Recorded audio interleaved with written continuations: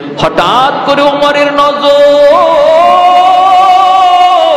একটা বস্তির উপরে পড়লো, যেই ঘরে কোনো আলো জ্বলে আর বাতি জ্বলে। ওমর দূর থেকে ভয় পেয়ে গেলেন, ঘটনা কি? ওই ঘরের ভিতরে আবার এত রাতে বাতি জ্বলে কেন? তাহলে কি দুষ্ট লোকদের কোনো আসর বসেছে নাকি? একটু ভালো করে দেখা দরকার। ওমর বের হয়ে গেলেন, কাছে গেলেন। সাথে কোনো বডিগার্ড নাই, সাথে কোনো খাদেমও নাই। খাদেম তার আসলাম, আসলামকেও সাথে নিতে পারতেন কিন্তু নেন না। এই আসলাম ছিল হযরত ওমর ফারুক রাদিয়াল্লাহু তাআলা আনহুর গোলাম।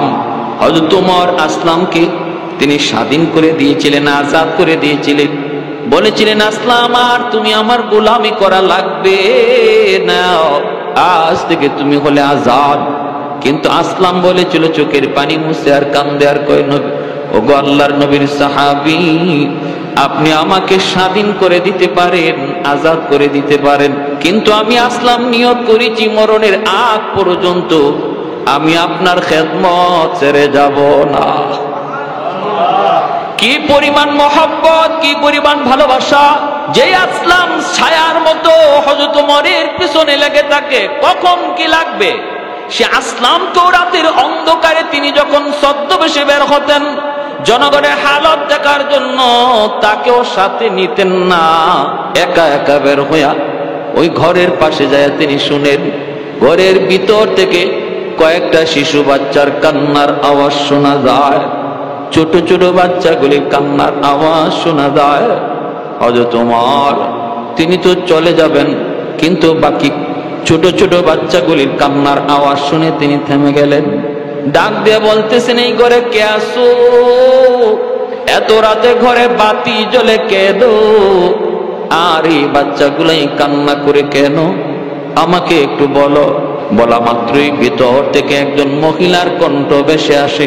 মহিলাটা ডাক দিয়া কয়, কে গো? তুমি জানি না, যদি তুমি মুসাফির হও তুমি তোমার পথ ধরে চলে যাও, আমাকে কোনো প্রশ্ন করে আর কাঁদায়ও না, প্রশ্ন করে আমাকে আর আমার কষ্ট বাড়ায়ও না। কে তুমি? জানি না, তুমি তোমার মতো চলে যাও। হযরত ওমর ডাক দিয়া বলে, মা একটু বলো না, কি তোমার কষ্ট? বাচ্চাগুলি কেন কান্না করে? মহিলা তখন বলতেছে, মুসাফির, জানতেই যখন চাও তাহলে তুমি একটু জানো, এই বাচ্চাগুলি হলো একজন শহীদের রেখে যাওয়া ইতিম বাচ্চা, অর্থাৎ বাচ্চাগুলির মা আমি, আমার স্বামী আর বাচ্চার বাবা। তিনি এক যুদ্ধে যায় শহীদ হয়ে গেছেন। তিনটা ইতিম বাচ্চা আমি লালন পালন করতেছি। একজন মহিলা মানুষ কেমন করে তিনটা বাচ্চারে খাওয়াই, তিনটা বাচ্চারে কেমন করে লালন পালন করি। আজ একদিন নয়, 2 দিন হয়ে যায়, আমার ঘরে কোনো খানা নাই। ছোট ছোট বাচ্চাগুলি ক্ষুধার যন্ত্রণায় তারা অস্থির হয়ে গেছে। আমাকে বলতেছে সন্ধ্যার সময়, মা গো, ও মা, আর পারি না গো মা, কলিজা চিবায়, মা খানার ব্যবস্থা করো। আমি তো খানার ব্যবস্থা করব কেমন করে? চুলার মধ্যে আমি আগুন জ্বালায়া পাতিলের মধ্যে পানি রাইকা গরম করতেছি আর বলতেছি, ধোঁকা দিচ্ছি, বাবা তোরা একটু ঘুমা। এই যে মা পাক করতেছি, কিছুক্ষণের ভিতরে পাক হয়ে যাবে। আমার ইচ্ছা হলো বাচ্চাগুলি যদি ঘুমায় যায় আর আমাকে জ্বালাবে না, আর আমাকে খানার কথা বলবে না। কিন্তু কিছুক্ষণ আগে বাচ্চারা ঘুম থেকে উইটা আবার বলতেছে, মা গো কই খানা কই? আমার একটা দুধের বাচ্চা ক্ষুধার যন্ত্রণায় অস্থির হয়ে গেছে, আমার বুকের দুধ শুকায় গেছে, আমারও আজকে 3 দিন যাবত খানা নাই। ও মুসাফির, তুমি শুনো, তোমাকে সাক্ষী রেখে বলতেছি, একটা শহীদের পরিবারে তো কষ্ট চলছে। একজন শহীদের 3টা বাচ্চা আজকে 3 দিন পর্যন্ত না খাওয়া। ভালো করে শুনো, তোমাকে সাক্ষী রেখে বলছি, মদিনার বাদশা ওমর কেন কবর নিল না? আমি কিয়ামতের ময়দানে আল্লাহর আদালতে উমরের বিরুদ্ধে মামলা দিব, আল্লাহর আদালতে উমরের বিরুদ্ধে মামলা দিব। কেন উমর আমাদের খবর নিল না, খোঁজ নিল না? এই কথা যেই মাত্র মহিলা বলছে, হযরত ওমর তিনি তো নিজের পরিচয় আর দেন না, পশমটা খাড়ায় গেছে।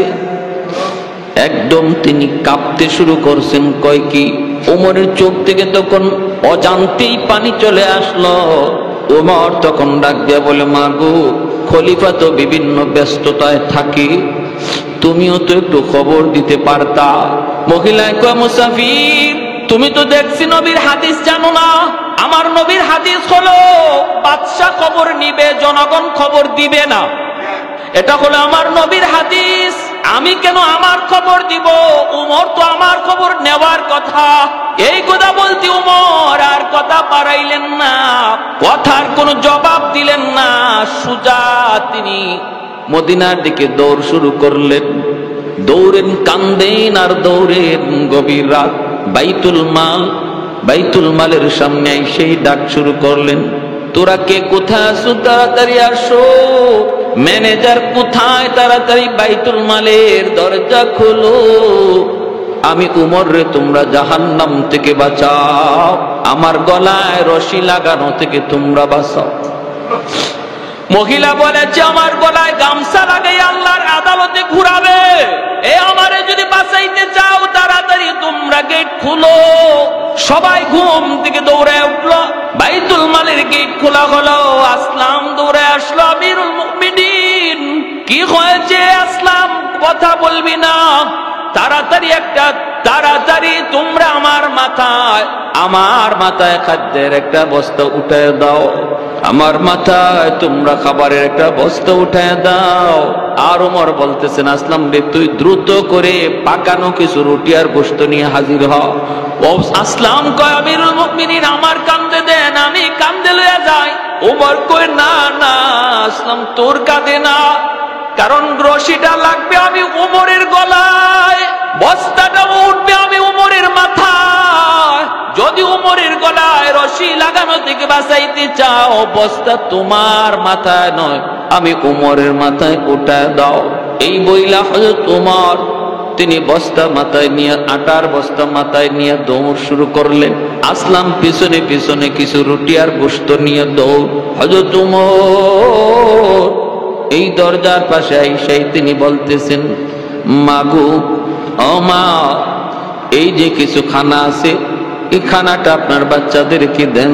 আর ওই যে দেখেন আটার বস্তা আমি রেখে গিয়েছি, পরবর্তীতে আপনি খানা খাওয়ান। আমি গেলাম। এই বইলা হযরত ওমর যখন দরজার বাহিরে আসতেছেন, মহিলা বাচ্চা গুলা তাকায় তাকায় দেখতেছে মুসাফির। বাচ্চাগুলি কয়, মা গো, মানুষ তো মনে হয় না। মা কয়, বাবা, তোমাদের কান্নার আওয়াজে মনে হয় আল্লাহ ফেরেশতা পাঠাইছে রে বাবা, মনে হয় আল্লাহ ফেরেশতা পাঠাইয়া দিছে। দরজার বাহিরে গেলেন, চোখ থেকে দর দর করে পানি পড়ে ওমর তখনও কান্দেন।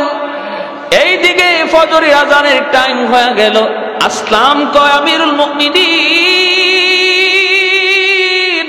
একটু চলুন, তাড়াতাড়ি মদিনার দিকে চলুন। হযরত ওমর কয়, আসলাম একটু দাঁড়া। এই জায়গাটাতে দাঁড়ায় আমি ওমর ওই বাচ্চাগুলির কান্নার আওয়াজ শুনেছিলাম রে। এখন আমার মন চায় এখানে দাঁড়ায় আবার বাচ্চাগুলির একটু হাসির আওয়াজ শুই না যায়।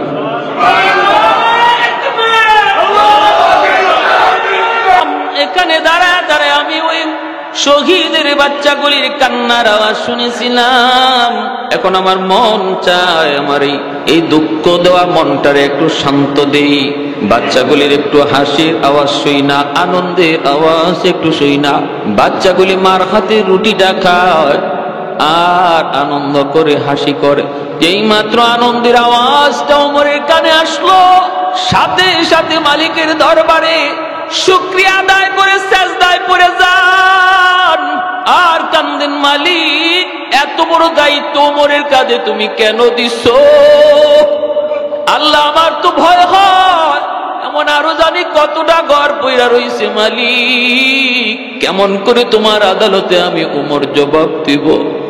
এই বইলা ওমর তিনি চোখের পানি মুছেন, মদিনায় চলে গেলেন। মসজিদে নববীতে মুসল্লিরা বসা, ইমামতিও করবেন অর্ধ পৃথিবীর বাদশাহ হযরত ওমর ফজরের নামাজ পড়াবেন। নামাজ পড়ায় ওমর বলেন, ইয়া আইয়ুহাল মুসাল্লুন, ও মুসল্লিরা যে যেখানে আছো বসে যাও। ইন্দানা হাদ, আমাদের সামনে একটা বিচার রয়েছে, কঠিন বিচার।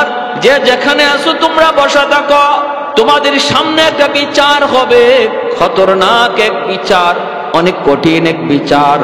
মানুষজন মনে মনে ভাবতেছে রাতের অন্ধকারে খলিফা তিনি তো ছদ্মবেশে হাঁটেন, কোথায় জানি কি অন্যায় দেখছেন, অপরাধ দেখছেন, না জানি এখন বিচার কেমন বিচার হয়।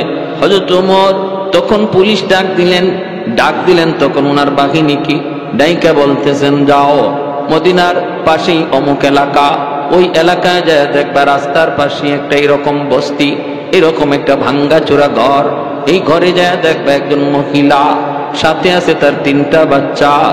যায়া তোমরা বলবা আমি ওমরের ওয়ার্ডার, আমি ওমরের আদেশ, তারা যেন আমার দরবারে হাজির হয়, আমার দরবারে যেন হাজির হয়। তুমি বলবা যদি সে আসতে না চায় জোর করে তারে হাজির করবা। এই বইলা যখন ওমর পাঠায় দিছেন, সাহাবায়ে কেরাম ভাবতেছেন না জানি ওই মহিলা কি অন্যায় করেছে, কি অপরাধ করেছে। কারণ রাতের অন্ধকারে ওমর তিনি তো দেখছেন, হাঁটছেন, হয়তো নজরে পড়েছে, না জানি কি অন্যায় কি অপরাধ ওই মহিলা করলো। তারা তো গেল আর সবাই যার যার জায়গায় বসে আছে। যাইয়াই তারা বলতেছি, চলেন আপনাকে খলিফা ডাকছেন। মহিলা কয় কেউ কি? কে? বলে হযরত ওমর। কলিজা কাইপে উঠছে মহিলার, কয় কি? ওমর আমাকে ডাকলেন দরবারে। বলে কেন? তারা বলতেছে জানি না কেন, তবে বলছেন যদি যেতে না চান জোর করে আপনাকে নেওয়া হবে। কলিজায় পানি নাই, মহিলার ভয় পেয়ে গেছে। বাচ্চাগুলি পর্যন্ত ওমরের নাম শুনলে কাঁপে সবাই। সেখানে অর্ডার হলো যেতে না চাইলে জোর করে নেওয়া হবে। তাহলে অপরাধ কোনো সহজ অপরাধ নয়, অপরাধ কোনো ছোট নয়, জটিল থেকে জটিল। মহিলা ভয় পেয়ে গেছে আর বলতেছে, মালিক কোন অপরাধ করলাম? আল্লাহ কোন শাস্তির মধ্যে তুমি পালাইছো, কোন পরীক্ষার ভিতরে আমাকে ফালাইছো? এতদিন না খাইছিলাম তো ভালোই ছিলাম, রাতে কি খাইলাম না খাইলাম, মুসাফির আমার খানা খাওয়াইলো, আর এখন উমরের আদালতে বিচার। 3 দিন উপাস ছিলাম তো ভালোই ছিলাম। মালিক ওমরের দরবারে আসামি হতে হয় না, এখন তো দেখি ওমরের দরবারে আমি আসামি। মহিলা চোখের পানি মুছে আর রানা দিছে। বাচ্চা 3টারে নিয়া, 2 দিকে 2টা বাচ্চা, বুকের দুধের বাচ্চাটারে কুলে নিয়া, দুটা দুধের বাম দিকে ডান দিকে 2 বাচ্চা হাঁটতে পারে, আর একটা বাচ্চা কুলে। ওই বাচ্চারও মার শাড়ি 2রা কাঁপতেছে আর কইতেছে, মা ও মা কি হবে, কি হবে গো মা? মা তখন বলতেছে, বাবা আল্লাহর কাছে দোয়া করো, জানি না কি অপরাধ হয়েছে, কি শাস্তি হয়েছে। হায় আমি যে বলেছিলাম মুসাফিরকে যে উমরের বিরুদ্ধে আল্লাহর আদালতে মামলা দিব, আল্লাহর আদালতে গামছা লাগাবো, গলায় গামছা, হয়তো এই মুসাফির উমরকে বইলা দিছে, হয়তো ওই মুসাফির উমরকে জানায় দিছে, এজন্য আমার বিরুদ্ধে মামলা। মহিলা রওনা দিছে ভয়ে ভয়ে, কাঁপতে কাঁপতে আল্লাহর দরবারে দোয়া চায় চায়া। মদিনার মসজিদে মসজিদ ভরপুর মুসল্লি, সবাই অপেক্ষায়। বিচার হবে একজন মহিলার। আল্লাহর নবীর সাহাবী, অর্ধ পৃথিবীর বাদশাহ, খলিফাতুল মুসলিমিন, আমিরুল মুমিনিন হযরত ওমর ফারুক রাদিয়াল্লাহু তাআলা আনহু মসজিদের মিম্বরের মধ্যে বসে বসে অপেক্ষায়। তাকায় দেখেন, ওই যে দেখা যায় মহিলা আসতেছে। হযরত ওমর পাশাপাশি কাছাকাছি আসা মাত্রই তিনি বলতেছেন, মুসল্লি ভাইয়েরা তোমরা মাঝখান দিয়ে জায়গা করে দাও, মাঝখান দিয়ে জায়গা করে দাও, তারে সামনে আসতে দাও। মাঝখানে জায়গা করে দেওয়া হয়। মহিলা মসজিদের কাছে আইসে যখন মিম্বরের দিকে তাকাই, এই ঝাপসা ঝাপসা চেহারাটা দেখা চিনে ফেলেছে। মিম্বরে বসা যে মানুষটা, এই মানুষটাই তো গতকালকের মুসাফির, যেই মুসাফির আমাকে আমার বাচ্চাদেরকে খানা খাওয়াইলো। ওই মুসাফিরকে মদিনার মসজিদের মিম্বরে বসা দেখা যায়।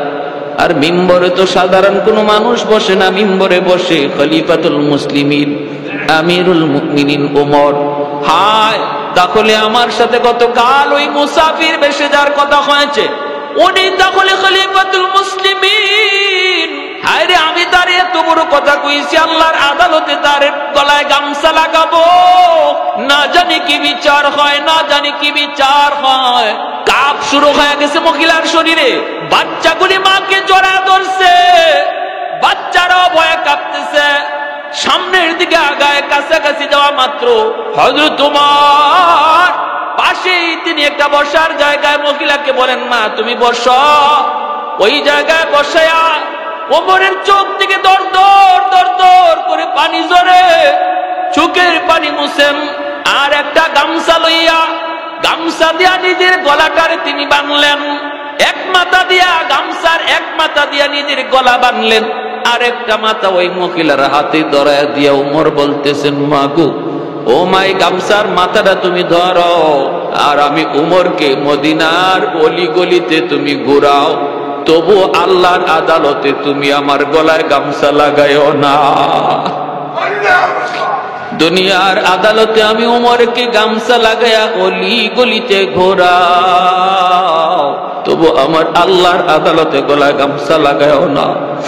আমি কেন তোমার খবর নিতে পারলাম না? মহিলা চোখের পানি মুছে কাঁদতে কাঁদতে অস্থির। মহিলা বলতেছে, আমিরুল মুমিনিন, আমি আপনাকে চিনি নাই, চিনলে আমি এমন কথা বলতাম না। উমর বলেন, তুমি তো অন্যায় করো নাই, তুমি ঠিক বলেছ, ঠিক বলেছ। মহিলাই কয়, আমি আপনাকে চিনি নাই, এজন্য আমি এমন কথা বলছি। তিনি বলেন, তুমি আমার গলায় গামছা লাগায় ঘোরাও। মহিলা এবার কয়, আমিরুল মুমিনিন, আমি আমার অন্তর থেকে আপনাকে মাফ করে দিয়েছি, আপনার উপরে আমার কোনো অভিযোগ নাই, অভিযোগ নাই, অভিযোগ নাই। এখন আমার বুঝে পড়েছে মায়ার নবী কেন বলছেন, আমি নবীর পরে যদি নবী হইতো তাহলে হতো সে উমর। सिद्दीक तेरा नाम से इस्लाम रहेगा, सिद्दीक तेरा नाम से इस्लाम रहेगा, दुनिया की सदाकत में तेरा नाम रहेगा, फारूक तेरा नाम से इस्लाम रहेगा, दुनिया की अदालत में तेरा नाम रहेगा, दुनिया की अदालत में तेरा नाम रहेगा, उस्मान तेरा नाम से इस्लाम रहेगा, दुनिया की सखावत में तेरा नाम रहेगा, हैदर तेरा नाम से इस्लाम रहेगा, दुनिया की शजाअत में तेरा नाम रहेगा, मुआविया तेरा नाम से इस्लाम रहेगा, दुनिया की सियासत में तेरा नाम रहेगा। तो जोरे सुरे बोली अल्लाहु अकबर, और एक जोरे अल्लाहु अकबर। मुसलमान अल्लाहु अकबरेर आवाज दिले কোনো অসুবিধা? কেন অসুবিধা হবে? ইমান যদি থাকে, নারায়ে তাকবীরের আওয়াজ, আল্লাহু আকবারের আওয়াজ দিলে তোমার ইমানের অংশ, ঠিক কি না? এখানে কোনো দল নাই, এখানে কোনো রাজনীতি নাই। নারায়ে তাকবীর আল্লাহু আকবারের ভিতরে কোনো রাজনীতির গন্ধ আনা চলবে না, কারণ এটা ইমানের অংশ। এজন্য ভাইয়েরা আমার, ভালো করে খেয়াল করে শুনি, হযরত ওমর ফারুক রাদিয়াল্লাহু তাআলা আনহু তিনি বুঝা গেছেন আমানতদারি কারে বলে, আমানতদারি কারে বলে। এজন্য রে ভাই, আমার আমানত ছোট হতে পারে, কিন্তু এটা আমার কাছে আমানত, এই দেহটা আমার কাছে আমানত। এজন্য এই দেহের উপরে নিজের সিদ্ধান্ত চলবে না, সিদ্ধান্ত চলবে আল্লাহর। এই দেহটা, এই দেহের কোনো অঙ্গ বিক্রি করা যায় না। কেন অঙ্গ বিক্রি করা যায় না? চোখ বিক্রি করা যায় না, নাক বিক্রি করা যায় না, কান বিক্রি করা যায় না, হাত বিক্রি করা যায় না, কারণ মালিক আমি না, মালিককে আর একটু জোরে। নিজে নিজের জান নেওয়া যায় না, এই কথা বলার সুযোগ নাই। আমার জান আমি নিব, অসুবিধা কি? কোনো সুযোগ নাই, কারণ জানের মালিক কে? আল্লাহ আমার কাছে আমানত। এজন্য আত্মহত্যা করা, সুইসাইড করা হারাম। এতটা নারাজ, এতটা নারাজ, আল্লাহ এত নারাজ যে নিজে নিজে নিজের জান নেয়। তার ব্যাপারে শরীয়তের সিদ্ধান্ত, এলাকার ইমাম, এলাকার গণ্যমান্য তার জানাজার নামাজটা পর্যন্ত পড়তে পারে না। গোপনে গোপনে কয়েকজন পয়রা তারে জানা তারে কবরস্থ করে ফেলো। এতটা নারাজ আল্লাহ তার উপরে, কিয়ামতের ময়দানে এ যেভাবে আত্মহত্যা করছে এইভাবেই জাহান্নামের আগুনে তারে শাস্তি দেওয়া হবে। এত এত নারাজ আর গুসা আল্লাহ তার উপর। কারণ কি? কারণ হলো আমার মালিকানায় তুমি হাত দিছো, ঠিক কিনা? আল্লাহর মালিকানায় হাত দিলে আল্লাহ বরদাস্ত করে না। আল্লাহর মালিকানায় হাত দিলে আল্লাহ বরদাস্ত করে না। মৃত্যু আল্লাহর হাতে, ঠিক কিনা? কিন্তু ভাইরা বন্ধুরা জন্য বলতেছিলাম, আমার উদ্দেশ্য হলো আমানতের ভিতরে বুঝানো সন্তান বহুত বড় আমানত রে ভাই। এজন্য অনুরোধ করব, সন্তানটারে যেখানে মন চায় সেখানে ভর্তি করা যাবে না, যা মন চায় তারে শেখানো যাবে না, যা মন চায় তারে কাপড় পরানো যাবে না। আমার সন্তানটারে আমি কেমন পোশাক পরাবো সেটাও আমার আল্লাহর মর্জি মতো চলবে। সন্তানরে কি পরাবো সেটাও আমার আল্লাহর মর্জি মতো। আমার সন্তানের চিন্তা ফিকির কি করাবো সেটাও আমার আল্লাহর মর্জি মতো। আমার সন্তানরে ঘরে কি দেখাবো সেটাও আল্লাহর মর্জি মতো। আমার সন্তানরে কান দিয়া কি শোনাবো সেটাও আমার আল্লাহর মর্জি মতো। ঘরের ভিতরে টেলিভিশন চলবে, সন্তান সিনেমা দেখবে, সন্তান গান শুনবে, সন্তান কান দিয়ে গান শুনবে, চোখ দিয়ে সিনেমা দেখবে। যেই বাবা যেই মা এই দৃশ্যগুলি সন্তানকে দেখাইলো শোনাইলো, আমানতে খেয়ানত করলো, সন্তান আল্লাহর আদালতে কইব, মালিক আমি তো ছোট্ট বাবু, বুঝি নাই, আল্লাহ তোমার আদালতে মামলা দিলাম, তোমার আদালতে মামলা দিলাম। বাচ্চাগুলি ছোট্ট হলো, তাদের কান হলো অডিও রেকর্ডার, চোখ হলো তাদের ভিডিও রেকর্ডার। শিশু বয়সী বাচ্চা চোখ দিয়ে যা দেখে মরণ পর্যন্ত এটা তার ইয়াদ থাকে। শিশু বয়সী বাচ্চা কান দিয়া যা শুনে মরণ পর্যন্ত ইয়াদ থাকে। কারণ শিশুকালে তার দিল দেমাগ হলো কাদা মাটির মতো, যা লিখবেন তাই লিখা যায়। মাটি যদি শক্ত হয়ে যায় লিখতে চাইলেও লিখা যায় না। এজন্য বাচ্চাগুলি শিশু বয়সেই তারে যা শিখাইবেন এটাই তার মরণ পর্যন্ত আসর থাকবে। এজন্য বলি, আলেম বানান নূরুন আলা নূর, হাফেজ বানান নূরুন আলা নূর। বানাবেন না আপত্তি নাই, ডাক্তার বানান, ইঞ্জিনিয়ার বানান, কিন্তু বলবো 5 বছর শিশুকালে মাদ্রাসায় পড়াইতে হবে। শুধু মক্তবে 1 ঘন্টা পড়াইলে পরে বাপ মার জিম্মাদারি আদায় হবে না। কারণ 1 ঘন্টা মক্তবে হুজুরে পড়ায় 100-200 ছাত্র, পড়াইব কখন, সবক দিব কখন, নিব কখন? 1 ঘন্টার সময় 200 ছাত্ররে একজন হুজুরে পড়াইতে পড়ানি তো পরে আগে মায়ের বাঙ্গানি আর সারানি, এতই তো তার 1 ঘন্টা যাবে, ঠিক কিনা? খালি এরা মামলা শেষ করতে, এই মক্তবের বাচ্চাদের মামলার বিচার করতে 1 ঘন্টা লাগবে, পড়াইবা টেম্পু। অতএব বাপ মা যদি মনে করো আমি তো আমার পুত্রে মক্তবে দিছি, আমি আমার বাচ্চারে বক্তব্য দিছি, নো নো, দায়িত্ব আদায় হয় নাই। বাবা হিসেবে দায়িত্ব আদায় হবে না। নুরানি মাদ্রাসাগুলাতে এখন 5 বছর মাদ্রাসায় পড়াইলে স্কুলের অঙ্ক ইংরেজি সমমানের পড়ানো হয়। আপনার ছেলে কি অনায়াসে আপনি হাই স্কুলে ভর্তি করতে পারবেন 5 বছর পরে। কারণ মাদ্রাসাগুলাতে এখন অঙ্ক ইংরেজি স্কুলের মানের আছে, বর্তমানে আছে। আমাদের জমানায় তাও ছিল না, আমাদের সময় তাও ছিল না। এজন্যই আমার আব্বা আমারে 5 বছর স্কুলে পড়াইছে, যে কারণ মাদ্রাসায় তখন অঙ্ক ইংরেজি একবারে নাই বলতেই ছিল না। এখন ওলামায়ে কেরাম এগুলাকে যুক্ত করছেন এই ভেবে যে অনেক বাপ মাই পরবর্তীতে চিন্তা করে যে তার আধুনিক জেনারেল লাইনে পড়াবে, তো জেনারেল লাইনে পড়াই দিয়ে 5 বছরের ভিতরে সে যেন দিন লইয়া যাইতে পারে, আল্লাহর পরিচয় লইয়া যেন যাইতে পারে। এজন্য জেনারেল শিক্ষার সমন্বয়ে 5টা বছর মাদ্রাসা চলে। আমারে যখন আমার আব্বা স্কুল থেকে মাদ্রাসায় আনেন তখন আমার চাচারা বাধা দিছেন। আমি তখন ক্লাস 5-এ বৃত্তি পাইছি। চাচারা বাধা দিছেন, পোলাটারে মাদ্রাসায় ভর্তি করতেছো, খাইবো কেমনে, চলবো কেমনে, বউ ফালবো কেমনে? সমাজে এমন কথা আসেনি না নাই? মাদ্রাসায় পড়লে বউ ফালা যায় না। হ্যাঁ, তো আমার আব্বা বললেন যে আমার ছেলেরে জিগাও সে কোথায় পড়বে। আমাকে আব্বা স্কুলে নিয়ে যাইতেন আর বলতেন, বাবা তোমার স্কুলে নিতেছে ঠিক, কিন্তু তুমি কিন্তু মাদ্রাসায় পড়বা। আমার গোষ্ঠীতে কেউ মাদ্রাসাত নাই, কেউ নাই, সব জেনারেল শিক্ষায় শিক্ষিত। আমার ফ্যামিলি তো আমি শুধু একা। ছোট ভাই বর্তমানে এখন আইন মন্ত্রণালয়ের উপসচিব, বহুত বড় প্রমোশন হয়েছে কয়েকদিন আগে, আইন মন্ত্রণালয়ের উপসচিব আমার আপন ছোট ভাই। এরপরে ছোট ভাইটা আমেরিকা নিউ ইয়র্কে ফ্যামিলি সহ, 3 ভাই আমরা, 1 বোন ঢাকাতে আছে। আমি শুধু মাদ্রাসায়। আমার চাচারা যখন জিজ্ঞেস করলেন, বাবা কি ব্যাপার, তুমি স্কুলে পড়বা না মাদ্রাসায় পড়বা, কারণ সিদ্ধান্ত আমার উপরে চলে আসছে, আমি যা বলবো তা। আমি স্কুলে যাইতাম আর আব্বা আমারে বিকালবেলা মাদ্রাসায় লয়ে যেতেন, মাদ্রাসায় নিয়ে ঘুরাইতেন, মাদ্রাসা দেখাইতেন। এজন্য মাদ্রাসার প্রতি আমার দরদ জন্মে গেছে, আমারও মায়া লেগে গেছে। স্কুলে যাই কিন্তু স্বপ্ন দেখি মাদ্রাসার। তো চাচারা যখন জিজ্ঞেস করছেন তুমি কই পড়বা বাবা, স্কুলে না মাদ্রাসায়, আমি ফার্স্ট চান্সে বলছি মাদ্রাসায় পড়বো, সিদ্ধান্ত পাই না। আমার আব্বা আমারে মাদ্রাসায় দিয়ে ঠকছেন, কি করেন আপনারা, ঠকছেন? হ্যাঁ, আমার চাচারা যারা বাধা দিয়েছিলেন তারা তো এখন দেখতেছে আলহামদুলিল্লাহ সারা দেশ ব্যাপী সুনাম। এলাকার মধ্যে আমার ভাই এখন সচিব, কিন্তু তার এতটা পরিচিতি নাই, আল্লাহ রহমতে যতটা পরিচিতি আমার আছে, ঠিক না?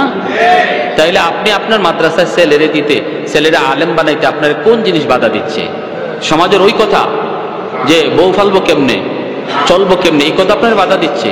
যারা এই সমস্ত কথাকে উপেক্ষা করে সন্তানরা মাদ্রাসায় পড়াইতেছে যে আমার সমাজ কি বলল সেদিকে আমি দেখবো না, আমি দেখতেছি আমার আল্লাহ আমার উপর রাজি কিনা, এই চিন্তায় যারা সন্তান মাদ্রাসায় দিছে, হাসরের মাঠে তাদের মাথায় মুকুট পরানোর জন্য আল্লাহ অপেক্ষায় বসা থাকবে। আর হাসরবাসী দেখবে কেন আল্লাহ ওই আলেমের বাবা হাফেজের বাপ মারে কেন মুকুট পরাবে, এজন্য স্পেশাল তাদের এই পুরস্কারটা। সমাজ চলছিল একদিকে, সমাজ বলছিল তোমার ভিন্ন কথা, কোন কথা তুমি কান দাও নাই, সমাজের তালে চলো নাই, আমি আল্লাহকে রাজি করার নিয়তে আমানতের 100 আমানতদারি আদায় করেছো, পুরস্কার আমি আল্লাহ নিজের হাতে দেব, পুরস্কার নিজের হাতে দেব, তুমি আমানতদারি 100 আদায় করেছো। দাউহু আহসানু মিন দাউই শামস, মায়া নবী বলে এই মুকুটের পাওয়ার সূর্যের পাওয়ারের চেয়েও বেশি হবে। সুবহানাল্লাহ। প্যারে হাজিরিন, অতএব কেউ মন ছোট করবো না, মন খারাপ করবো না, বরং মনে সাহস রাখবো। আর সন্তানকে হাফেজ আলেম বানানোর জন্য পাক্কা ইরাদা করো। কারা কারা নিয়ত আছে একটু হাত তুলে আল্লাহকে দেখা। আল্লাহ প্রতিটা হাতকে তুমি কবুল করো ভাই। এজন্য দুনিয়া তো মানুষের কাছে ইজ্জত। মুফতি সাহেবের আব্বা, হাফিজ সাহেবের আব্বা, মরণের পরও আল্লাহ হাফিজ সাহেবের আব্বা কুয়া ডাক দিবে, নাম ধরে ডাক দিবে না। মুফতি সাহেবের আব্বা আম্মা কুয়া আল্লাহ ডাক দিবে। একজন আলেমের বাপ মার এতটা সম্মান আল্লাহ হাসরের মাঠে দিবে। আমরা চাই না এই সম্মান পাইতে? ইনশাআল্লাহ সবাই চাইতো। যারে হাজরিন, এজন্য বলি লম্বা কোনো কথা না, শেষ কথা এটাই, আপনাদের এই এলাকা আমার পরিচিত এলাকা। আমি ছোট্টবেলা আপনাদের এই এলাকায় হাঁটাহাঁটি করছি। যখন থানাগাঁও মাদ্রাসায় দাখিল পরীক্ষা দিয়েছি, সে 98 ইংরেজিতে, আমি মাদ্রাসায় গেছি, তালবাড়ি হুজুরে খুব মহব্বত করতেন, ওখানে যাই বসতাম, ক্লাসে বসতাম। 6 মাসের জন্য থানাগাঁও আসছিলাম, আইসা এই দাখিল মাদ্রাসায় দাখিল দিছি, গৌরপুর মাদ্রাসায় গেছি, আসা যাওয়া করছি। এই হিসাবে এই মহব্বতের খাতিরেই শুধু আসা, নতুবা ব্যস্ততা অনেক বেশি, খুব কঠিন ব্যস্ততার ভিতরে পড়ে গেছি। আপনারা আমার খুব কাছের মানুষ, আপন মানুষ, মহব্বতের মানুষ। খাস করে দোয়া চাই আল্লাহ পাক যেন সকল ব্যস্ততাকে আসান করে। সবাই বলেন আমিন। নগদ? আচ্ছা ঠিক আছে, আলহামদুলিল্লাহ। এখন হুজুর বলতেছেন যে আপনারা আমার মহব্বতে এই দিনের প্রতিষ্ঠানে যদি আমার হাতে কেউ কিছু টাকা দিতে চান এই মাদ্রাসার জন্য, যদি এমন কোনো ভাই থাকেন, আমি কোনো কালেকশনের বক্তাও না, কালেকশন করিও না, তবে প্রতিষ্ঠান যদি আমাকে বলে, ওই এইভাবে সহজ সাদা মাথায় কিছু কথা বলি, ভাই আসেননি কেউ দেওয়ার, আলহামদুলিল্লাহ অনেকেই দিয়া দেয়। তো এই দিনের কাছে আল্লাহ যেন আপনার বংশ থেকে একজন হাফিজে কোরআন আলেমে দিন আল্লাহ কবুল করে, হাসরের মাঠে যেন আল্লাহর হাতে আপনি মুকুট পান। একজন ভাই বলেন হুজুর ইনশাআল্লাহ আমি এখন নাই, হাদানা লিহাযা ওয়া মা কুন্না লিনাহতাদিয়া লাউলা আন হাদানাল্লাহ লাকাদ জাআত রুসুলু রাব্বিনা বিল হক রব্বানা যালামনা আনফুসানা ওয়া ইল্লাম তাগফির লানা ওয়া তারহামনা লানাকুনান্না মিনাল খাসিরিন রব্বিগফিরলি ওয়া লিওয়ালিদাইয়া ওয়ারহামহুমা কামা রাব্বায়ানি সগীরা রব্বিরহামহুমা কামা রাব্বায়ানা সগীরা রব্বিরহামহুমা কামা রাব্বায়ানা সগীরা। ও মালিক, কুদরতি নজরে একটু তাকায় দেখো, আয় আল্লাহ প্রতিকূল আবহাওয়ার ভিতরেও তোমার কিছু বান্দারা তোমার মহব্বতে আয় আল্লাহ একত্রিত হইয়া তোমার কোরআনের কথা, তোমার নবীর কথা শুনতেছে। আল্লাহ আমলখানা যদি পছন্দনীয় হয়, এর উসিলায় জীবনের সব গুনাহ খাতা মাফ করিয়া দিও। আয় আল্লাহ, সামনের দিকে তাকাইলে অনেক যুবক ভাইকে নজরে পড়তেছে, যে যুবক যৌবনে পাগলামি করার কথা, যেই যুবক এই সময়ে আয় আল্লাহ বন্ধুদের সাথে সময় কাটানোর কথা, আয় আল্লাহ তা না করে তোমার দ্বীনের খাতিরে আল্লাহ বসে বসে তোমার পবিত্র কথাগুলি শুনতেছে গো আল্লাহ।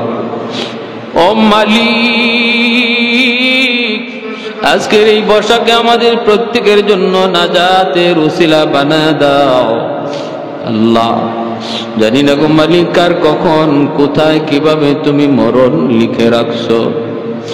কত যুবক যৌবনে কবরে চলে গেল, কত ভাই ছোট ভাই বড় ভাইয়ের আগে কবরে চলে গেল।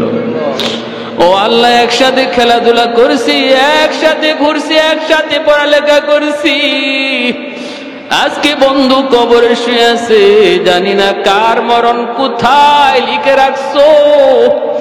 যার মরণ গাড়িতে বাড়িতে আসার সুযোগ নাই, যার মরণ প্রবাসে দেশে আসার সুযোগ নাই, আল্লাহ মরণের আগে আগে আমাদেরকে পাক্কা নামাজি দিনদার বানায় দাও।